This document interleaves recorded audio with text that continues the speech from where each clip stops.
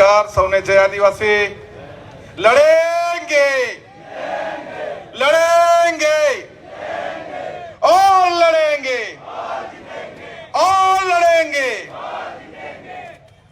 બધા જ ડ્રાઈવર મિત્રો જે કાળા કાયદાને રદ કરવા માટે અહીં ઉપસ્થિત થયા છે તે કાર્યક્રમમાં ઉપસ્થિત તાલુકા પંચાયતના સદસ્ય કલ્પેશભાઈ, આદિવાસી સમાજના આગેવાન કમલેશભાઈ, પાર તાપી નર્મદા રિવર લિંક પ્રોજેક્ટના વિરોધ સંઘર્ષ સમિતિના પ્રમુખ એવા બારકુભાઈ, દિનેશભાઈ, દેવુભાઈ, જયેન્દ્રભાઈ, રમેશભાઈ, જયશ્રીબેન તેમજ તમામ આગેવાનો, તમામ ડ્રાઈવર મિત્રો અને પત્રકાર મિત્રો, પોલીસ મિત્રો, આપણી લડત શેના મુદ્દે છે?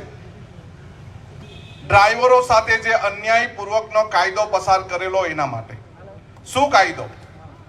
હિટ એન્ડ રન કેસમાં ડ્રાઈવર ભાગી જાય અને સામેવાળો વ્યક્તિ મરી જાય તો એને 7 લાખ રૂપિયા સરકારને ચૂકવવાના અને 10 વર્ષની સજા.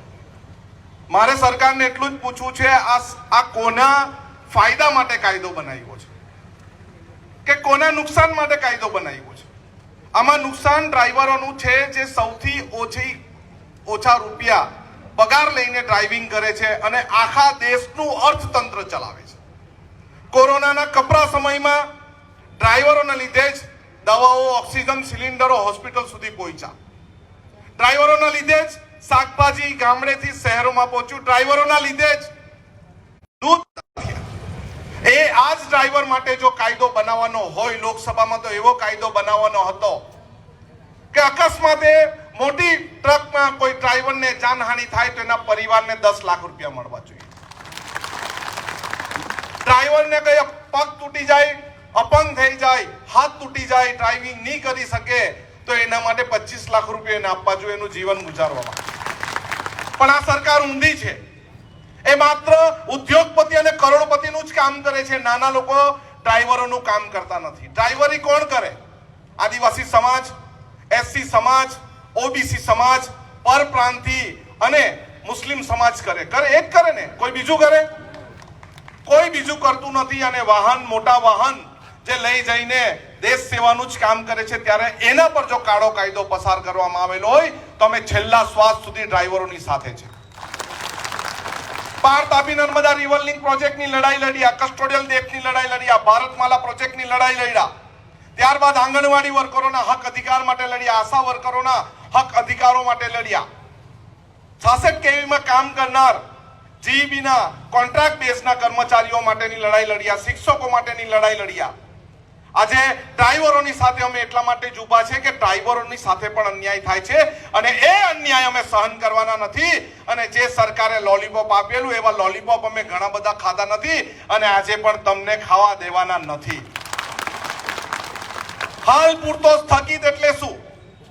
તમે અહીંથી બોમ્બે ગાડી લઈ જતા હોય ને રસ્તામાં ઉભા રહીને ચા પાણી કરવા જાય એ સ્થગિત કરેલું કહેવાય. પછી પાછા ગાડી પર ચડીને પાછી ડ્રાઇવિંગ કરો એ ચાલુ થઈ. આપણને આ કાયદો સ્થગિત નથી જોઈતો. આ કાયદો કાયમ માટે રદ કરવામાં આવે એવું અમને સૂચન જોઈએ છે. અને એવું જો સૂચન નહીં કરશે તો આપણી લડાઈ ચાલુ રહેશે. આપણે આજે ધરમપુર મળ્યા છે, કાલે ચીખલી મળશું, પરમ દિવસે નવસારી મળશું, વલસાડ મળશું, પણ આપણે આ લડત ચલાવવી પડશે. ને કમલેશભાઈ કીધું તેમાં લડત એક વ્યક્તિ, બે વ્યક્તિથી નથી થવાની. અમે તમારી સાથે સહકારમાં રહીશું. અમે તમારી વચ્ચે પોલીસ સાથે ઘર્ષણ ન થાય એના માટે રહીશું. પરંતુ જો તમે જ નહીં આવશો તો અમે પણ રૂડા નથી દેખાવાના.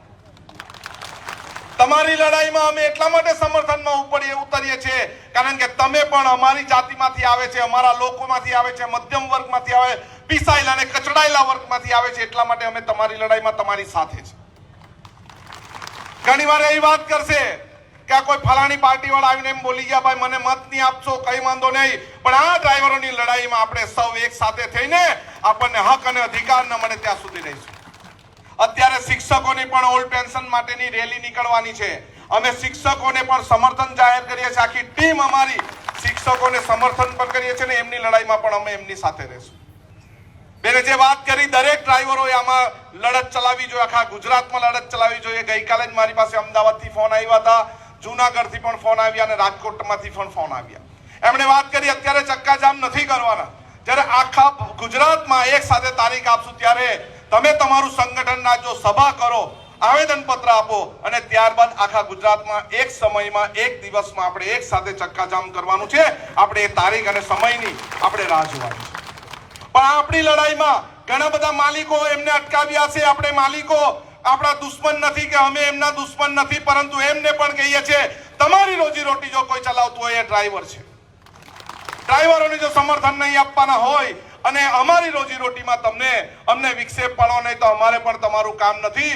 પરંતુ જ્યારે સત્યની લડાઈમાં, ન્યાયની લડાઈમાં અમે તમારી સાથે ઉભા રહીશું ત્યારે માલિકની પણ ફરજ છે મારા ડ્રાઈવરને કંઈ નુકસાન નહીં થવું જોઈએ, એને પણ તમને સમર્થન જાહેર કરવું પડશે. આજે આપણે સૌ સાથે મળીને આવેદન પત્ર મામલતદાર કચેરીમાં આપવાનું છે અને મામલતદાર કચેરીમાં આપ્યા પછી આપણે જે ગ્રુપ બનાવ્યું છે એમાં નવી તારીખમાં આપણે ચક્કાજામ કરશું. તમે બધા જ અહીં ઉપસ્થિત રહીને આ ભર તાપમાં બેઠા છો, તમારો સૌનો આભાર. એક સૂત્ર બોલાવીને આપણી વાણીને વિરામ આપીશું. લડેંગે લડેંગે ઓર લડેંગે ઓર લડેંગે. સૌને જય જોહાર.